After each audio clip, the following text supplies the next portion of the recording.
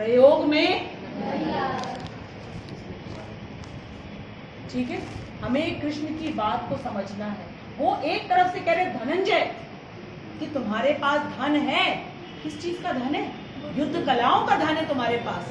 मैं तुम्हारे पास खड़ा हुआ हूं और फिर भी तुम कृपण बने हुए हो और तुम इसको सही प्रयोग नहीं कर रहे हो। इसको कह रहे भगवान दूर से ही त्याग दो। किस चीज को? इस मेंटालिटी को। हमारी मेंटालिटी तो होती है जिसको हमें त्यागना पड़ता है। और क्या त्यागना है हमको अपनी बुद्धि की मेंटालिटी को त्याग करके कृष्ण जो कह रहे हैं उनकी बात को सिर्फ हमें सुनना है। हरि बोल, हरि बोल। क्लास में बैठे बात करते हैं, ठीक है? कृष्ण का अपमान होता है। फिर भगवान ने कहा बुद्धयो शरणम अन्विच्छ। शरण का मतलब पूर्ण समर्पण। याद दिला रहे कृष्ण, क्योंकि हम लोग भी हमेशा कहते हैं शिष्यस्ते हम शादिमाम त्वम प्रपन्नम, फिर हम भूल जाते। फिर भगवान ने याद दिलाया तुमने शरणागति स्वीकार की है मेरी। अब बताओ तुम्हारा कर्तव्य क्या है? शिष्य होना तुम मेरे। अभी तक तो हम लोग दोस्त थे, तभी तो कृष्ण हंसे थे। क्यों कृष्ण हंसे थे? मेरा मित्र शिष्य बन गया। इसको समझ ही नहीं आता है। कभी कहते हैं तुम मेरे दोस्त हो, कभी कहते हैं गोविंद हो, कभी कहते हैं शिष्य से हम। तो शिष्य अगर बन गए हो तो तुम्हारा फिर कर्तव्य क्या रह जाता है? तुम मेरी हर बात को मानो भाई। हम तो नहीं कह रहे कि तुम मुझे टीचर बनाओ। इसलिए हंसे थे कृष्ण कि इसका अभी माइंड जो है ना बिल्कुल स्टेबल नहीं है। कभी कुछ बोल रहा है। लेकिन कृष्ण को जैसे ही अर्जुन ने कहा शिष्यस्ते हम शादिमाम त्वम प्रपन्न, अब कृष्ण ने कहा अब जब तुमने मुझको अपना गुरु बना लिया है फिर अब तो मैं पूरा टीचर बनूंगा। अभी तक तो मैं फ्रेंड था, कुछ नहीं बोल रहा था। तुमने मुझसे कहा दोनों सेनाओं के बीच में रथ लेके चलो, मैं चला गया। ठीक है, सारी तुम्हारी बात में सुन रहा था, कुछ नहीं बोला। क्यों? फ्रेंड्स हैं हम। फ्रेंड्स के साथ हम कैसे भी बिहेव कर सकते हैं, but not with the teacher. और स्वेच्छा से तुमने मुझे अपना गुरु चुना है, और स्वेच्छा से गुरु चुनने के बाद फिर तुम कह रहे हो न योत्स्यम इति गोविंद, युद्ध नहीं करूंगा मैं। अब तो ये होने नहीं दूंगा, क्योंकि तुम कृपणता कर रहे हो, कंजूसी कर रहे हो। इस तरीके की जो तुम्हारी प्रवृत्ति है इसको तुम दूर से ही त्यागो। कैसे त्यागोगे? हर चीज को करने के लिए बल लगता है, लिखने के लिए भी बल लगता है, बुद्धि का बल, शारीरिक कार्य करने के लिए शरीर का बल लगता है, हर चीज के लिए। इस कृपणता को उन्होंने बोला ये बहुत कठिन है, इसको कैसे त्याग पाओगे? कृष्ण भावना वृत्त के बल पर। जब तुम्हें अपना रिलेशन पता चलेगा मेरे साथ, जब तुम्हें पूरा ट्रस्ट होगा कि मैं तुम्हारे साथ में हूं और मेरा तुम्हारे साथ क्या रिलेशन है, उस कृष्ण भावना वृत्त के बल पर तुम इस कृपणता को त्याग दो। ठीक है? और फिर भगवान ने क्या कहा कि जो कृपण होते हैं ना वो क्या करते हैं? वो फ्रूट्स को देखते हैं, अपनी पूरी शक्ति नहीं लगाते हैं। क्योंकि फ्रूट्स देख लिया ठीक, तो अपनी शक्ति लगाएंगे नहीं। और अगर फ्रूट्स को नहीं देखा, कर्म के फल को नहीं देखा, तो पूरी मेहनत करो, पूरे लगन के साथ करो, कृष्ण को प्रसन्न करो। इतना ही हमारा कर्तव्य है।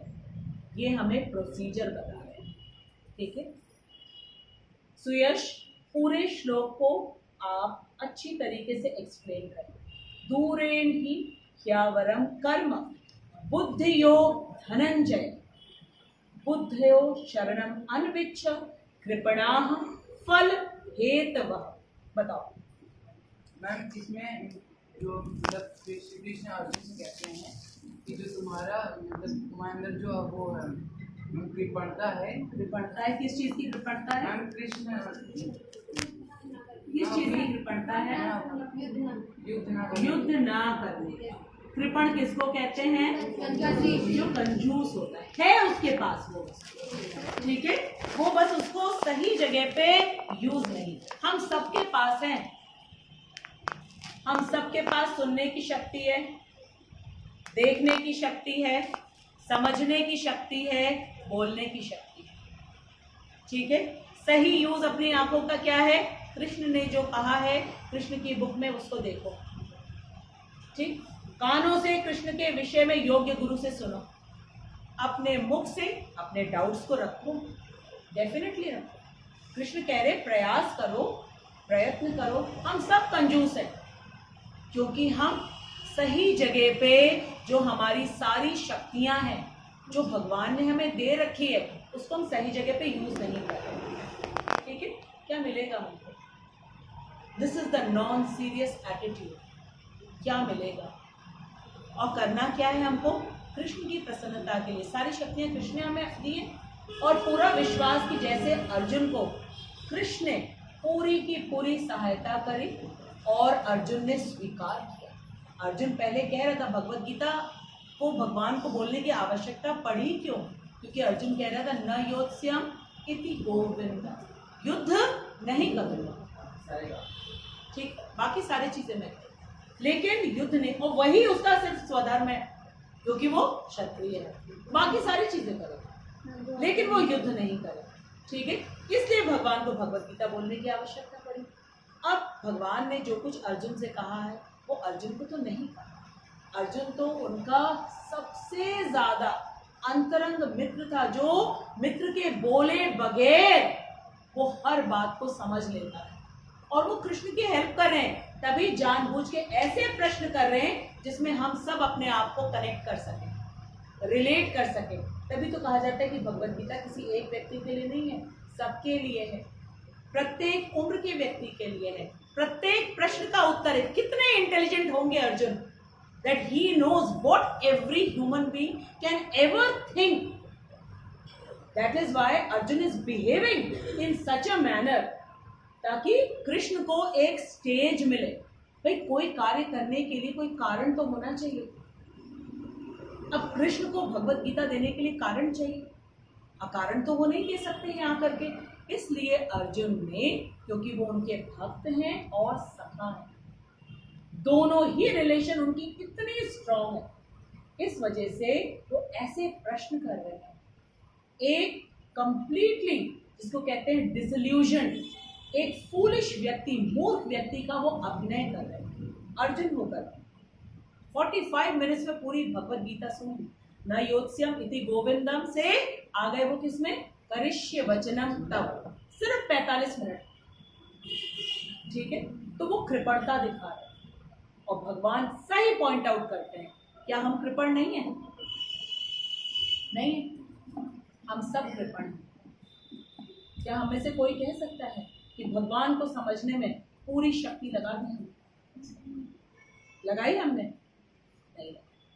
तो आज से हम अपनी कृपणता को त्याग दें, क्योंकि भगवान ने हमसे कहा दूरेण की क्या वार, कि दूर से ही त्याग दो इस कृपणता को।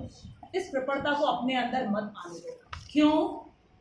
क्योंकि मैं तुम्हें बल प्रदान करूंगा। जो भगवत गीता पढ़ रहे हो मेरे पे विश्वास रखो और फिर जैसा मैं कह रहा हूँ वैसा करो। ठीक है, ऐसा करने से कभी भी तुम्हें किसी भी कर्म का कोई दोष नहीं लगेगा, ना अच्छा ना बुरा, क्योंकि दोनों टेम्पररी है, दोनों टेम्पररी है और दोनों ही हमें एंजाइटी देता है, टेंशन देता है। जो फर्स्ट आ जाता है उसको फिर से टेंशन होती है, किस बात की? नेक्स्ट ईयर फिर फर्स्ट आऊंगा या नहीं, उसको भी टेंशन है।